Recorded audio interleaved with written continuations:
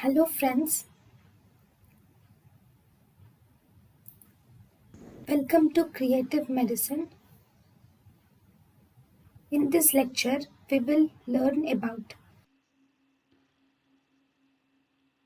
Now, blood supply of optic disc.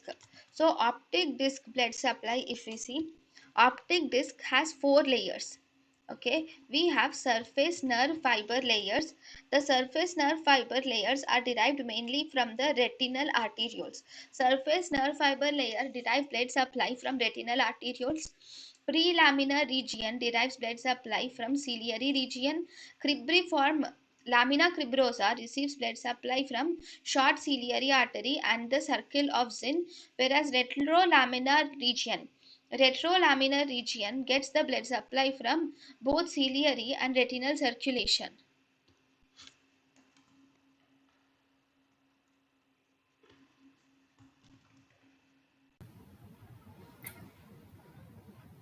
thank you and thank you for watching.